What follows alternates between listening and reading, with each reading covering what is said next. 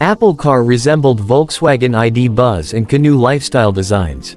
Now that Apple has officially ended its Project Titan electric car program, at least until it decides to revive it sometime in the future, details about what went on and what went wrong inside the cloistered halls of Apple headquarters in Cupertino, California, are beginning to emerge.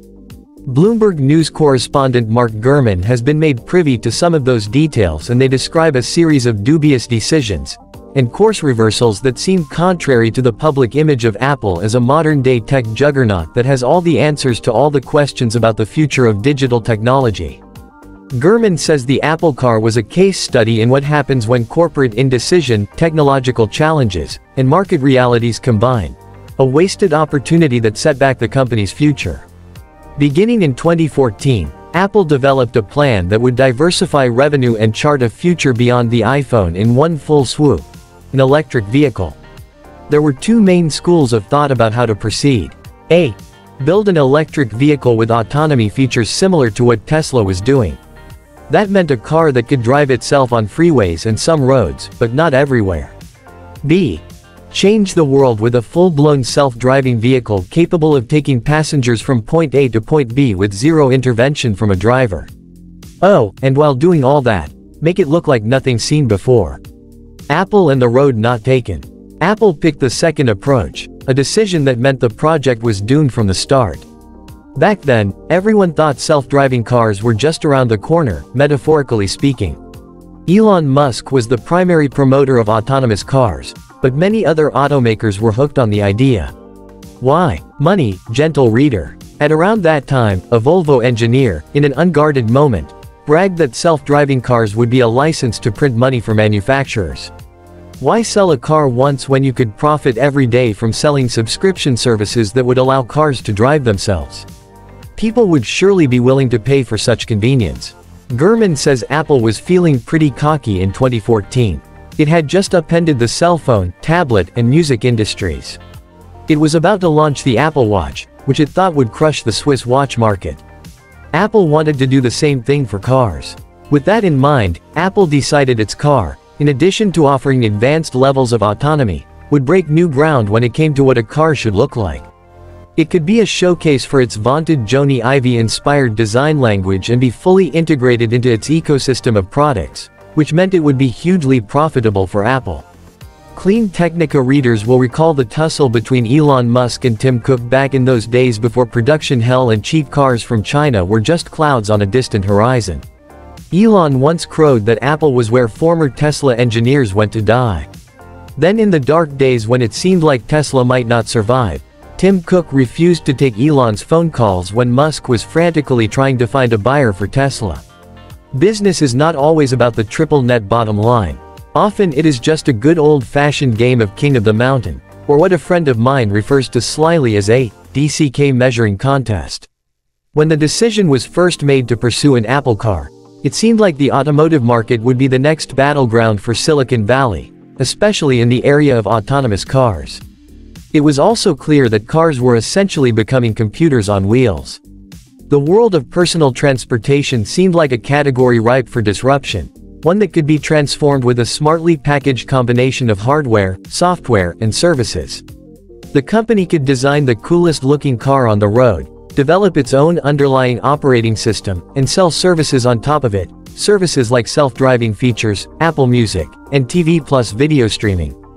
By the time Apple realized its mistake a few years ago, it was too late, Gurman says.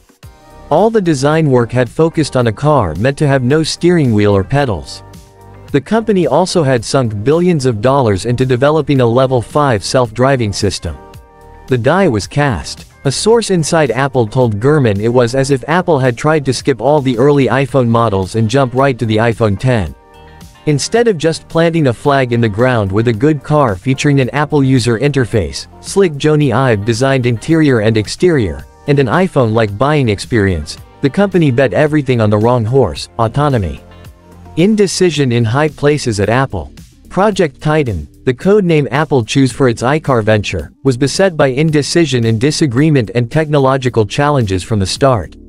And that was before the cold hard realities of what it takes to actually manufacture automobiles kicked in. Tim Cook and other executives disagreed on what strategy to pursue, including whether to build a car at all, but also on minutiae like what gee-whiz gizmos should be included in the car's interior. A major point of contention was what level of autonomy to give the car. The scale ranges from 0 to 5, and Apple's goals shifted several times throughout the project. At the same time, prospects for the overall EV market dimmed. Against that backdrop, scrapping Apple's car project wasn't a mistake, especially since it frees up resources to focus on new generative AI features. But it's still a massive disappointment that will alter the course of the company's history, perhaps for decades to come. A Dymaxion for the 21st century. According to sources, the Apple car design in 2020 resembled the Canoo lifestyle vehicle, a futuristic van with rounded edges that reminds many people of the ill-fated but groundbreaking Dymaxion created by Buckminster Fuller, the inventor of the geodesic dome, in 1933. Unlike the Canoo, the Apple concept had dark black windows with an adjustable tint. There was an all-glass sunroof, a pure white exterior, and white wall tires with a black center. The front and back were identical, so it would always look like you were driving forward. It looked like no other mass-produced vehicle, and was optimized for full, Level 5 self-driving.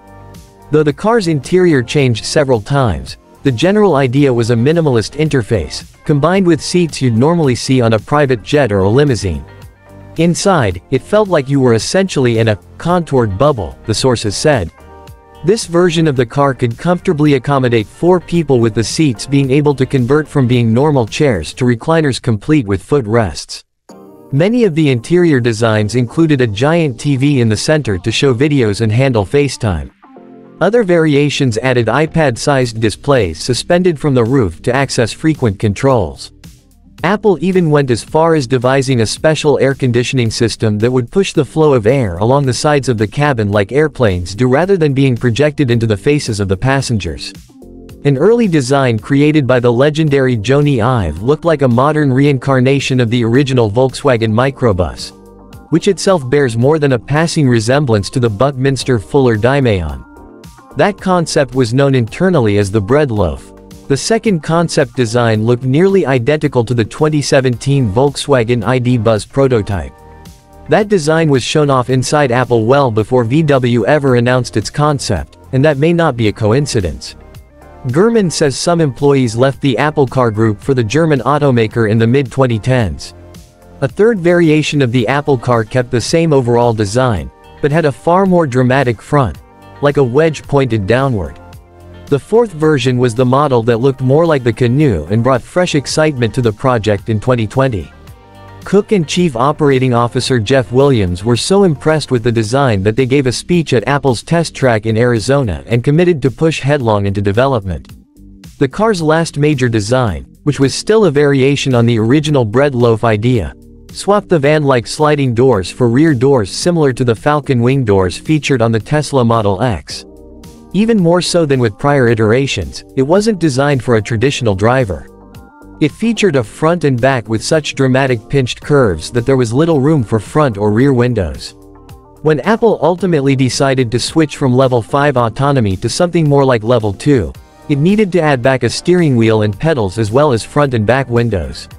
By the end, the car had 2 seats facing forward that could swivel, something that was extremely popular in the vans Detroit manufactured in the 70s. My old Irish grandmother might say that Apple was too clever by half. The Apple car project was driven partly by ego, the desire to beat Elon Musk and Tesla to the goal of manufacturing an automobile that could drive itself. As mentioned above, that goal is mostly about generating revenue for corporations.